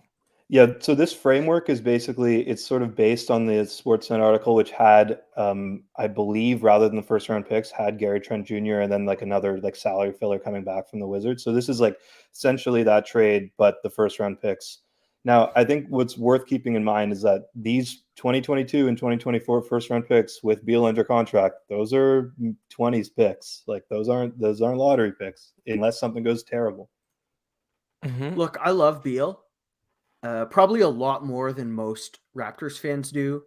I think he's the exact type of guy that Zach LaVine, Devin Booker are, where if you put them on a good team, they're looking like some of the best players in the league. And Beal he is so good, but I'm not certain that if you take OG off this team and put Beal on, like just get aside from all the picks, just OG for Beal, I don't think the Raptors are getting out of the East. And I like, it's close, but they're not the favorites. They're not like the swaggering favorites that the Kawhi Raptors were.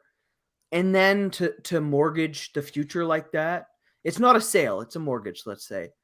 I don't think this helps you long term. And man, it's close. Like Beal is so good, but I'm not certain about it. That's the thing for me too. It's like, it's a very similar framework to the Kawhi Leonard trade, except when they made the Kawhi Leonard trade, they had enough depth, for example, to go get Marcus Sahal. They were already deep playoff teams the years prior to that. This just feels premature to me.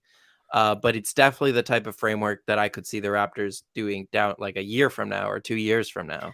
Yeah, if they finish 6th this year, like 3rd next year in the East, but have some playoff exits, now we can be starting to talk about a trade like this. But the price for Beal would go down. He'd be an expiring at the time.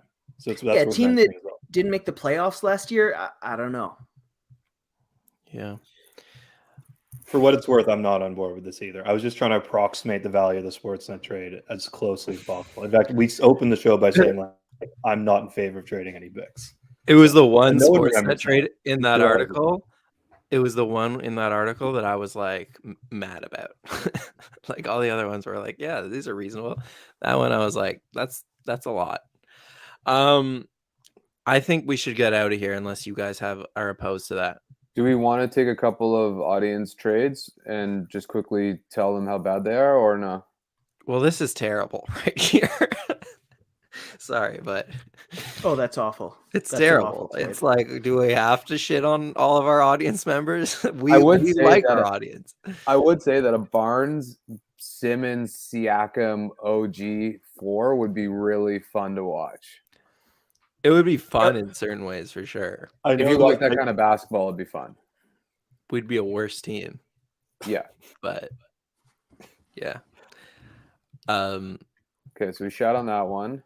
Shout on that one. Okay, going. Yeah, we talked about this already. Why would they do that? Eric Did Gordon we is talk about way a lot more of these? expensive than that. But if you could get him on the Raptors, he would be so unbelievable. He would be so good on the Raptors. Wait, you But, think he's more expensive? Oh, a second. Sorry. I think No. it would be Dragic and like a pick swap or something for Gordon. The Raptors are definitely not getting a pick. Oh yeah, I didn't see that until the end. Lou, can I? Oh, Dragic Can I- plus a first. Oh, I didn't see that. I'm Yeah. in. I'm Yeah. in. Yeah, this is what we talked about earlier. That we've talked about most of these trades. I got to be honest. That Lou, can I give you? Can I give you mine? What just happened? he wants Dwight Howard in a Raptors. I want Dwight This is Howard in a what- Raptor uni. This is what Is too this- much trade machine does to somebody. Yeah, break This your is from brain. Adon. Yeah, Oh my god. Okay, I can't look at everything. Who's Toronto giving up? Malachi, Svi, Goran and Pitt, and that's it. Malachi, I Svi, pick and it. Goran. I mean, I can't possibly consider this from Houston or LA's point of view, but if you can give up Malachi, Svi, and Goran and get Eric Gordon and Dwight Howard, you're winning executive of the year. That's incredible. It's true. For We have. Toronto. You're right. We have to pay more. Probably give. Well, him- I just don't know. Maybe it works. Okay. Gordon's so good. Yeah, no, Gordon's definitely a target of mine too. Okay, guys, I think that was great. We almost hit the 2-hour mark. Thanks so much to Sahal who left us, Aiden, Lewis, Kyle.